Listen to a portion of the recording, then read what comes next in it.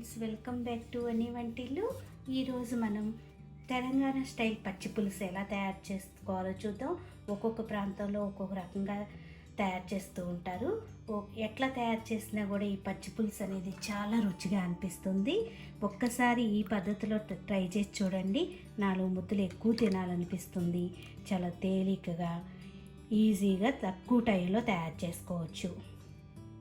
పచ్చి పులుసు తయారు చేసుకోవటానికి ముందుగా స్టవ్ మీద ఒక గ్రిల్ లాంటిది పెట్టుకోండి. దాని మీద మీ స్పైస్ని బట్టి పచ్చిమిరపకాయలు, నేను ఇట్లా ఒక పచ్చిమిరపకాయ తీసుకున్నాను, ఒక ఎండుమిరపకాయ, ఒక వెల్లుల్లిపాయ. ఇప్పుడు వీటిని ఫ్లేమ్ మీద కొద్దిగా కాల్చుకోవాలన్నమాట. ఆ ఫ్లేమ్తో కాలితే మనకి పచ్చి పులుసుకి ఈ ఫ్లేవర్ అనేది చాలా బాగుంటుంది. ఇట్లా తిప్పుకుంటూ ఫ్లేమ్ మీద కొద్దిగా మాడకుండా కాల్చుకోవాలి. ఎండుమిరపకాయ కాలిపోయింది. ఇప్పుడు ఒక గిన్నెలో వేసుకుందాం దీన్ని. ఇప్పుడు పచ్చిమిరపకాయ, ఈ వెల్లుల్లి గబ్బాన్ని కూడా తిప్పుకుంటూ కాల్చుకోవాలి.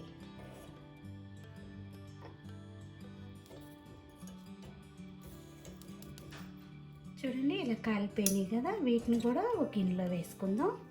ఇలా గిన్నెలో వేసాక దీన్ని కొంచెం ఇట్లా గట్టిగా నొక్కేసుకుంటే మనకి పొడిలాగా అవుతుంది.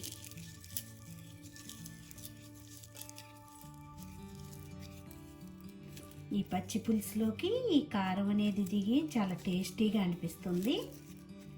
ఈ పచ్చిమిరపకాయని కూడా ఇలా నలిపేసుకోవాలి. ఈ వెల్లుల్లిపాయని కూడా ఇలా నలిపేసుకుంటే సరిపోతుంది.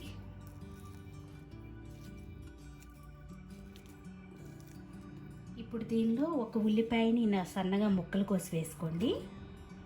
పచ్చివే వేసుకోవాలి. అలాగే కొత్తిమీర సన్నగా ఇలా కట్ చేసి వేసుకోండి. దీనిలో రుచికి తగినంత ఉప్పుని వేసుకుందాం. 1/2 టీ స్పూన్ పసుపు,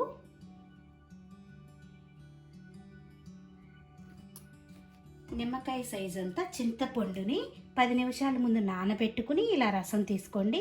ఇప్పుడు దీనిలో చింతపండు రసం వేసుకోవాలి. 1 గ్లాస్ వాటర్ వేసుకోవాలి. మీరు పులుపు ఉప్పు అడ్జస్ట్ అయ్యేలా వాటర్ని కలుపుకోవాలి. ఇలా వేసుకున్నాక కొత్తిమీర ఉల్లిపాయను కూడా మీరు కొద్దిగా వాటర్లో చేత్తో ఇలా ఉంటే ఈ ఫ్లేవర్ అంతా కూడా దిగి మనకి ఈ పచ్చి పులుసు చాలా రుచిగా అనిపిస్తుంది.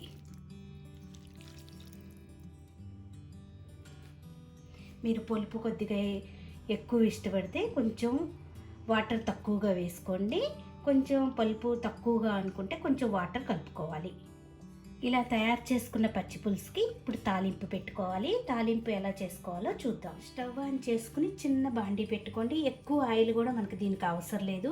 1 స్పూన్ ఆయిల్ వేసుకుని, ఆయిల్ వేడయ్యాక 2-3 వెల్లుల్లి గబ్బాలని కొంచెం దంచి వేసుకోండి.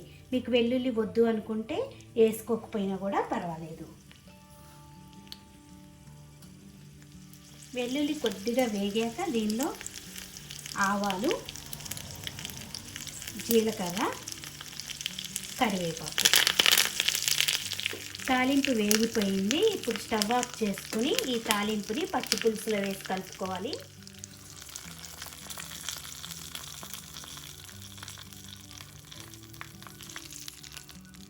ఎంతో రుచిగా అనిపించే పచ్చి పులుసు. పచ్చి పులుసు ఒక్కొక్కళ్ళు పచ్చి పులుసుని ఒక్కొక్క రకంగా తయారు చేస్తారు. ఇది చాలా రుచిగా అనిపిస్తుంది. ఎలా తయారు చేసినా కూడా 4 ముద్దలు ఎక్కువ తినాలనిపించే అంత రుచిగా అనిపిస్తుంది. చాలా త్వరగా అయిపోతుంది. చూడండి, పచ్చి పులుసు రెడీ అయిపోయింది. మీరు కూడా నచ్చితే ఒకసారి ఇలా ట్రై చేసి చూడండి. లైక్ చేయండి, షేర్ చేయండి, కామెంట్ చేయండి. మరిన్ని వీడియోల కోసం VANI వంటిల్ని సబ్స్క్రైబ్ చేసుకోండి. Thank you for watching.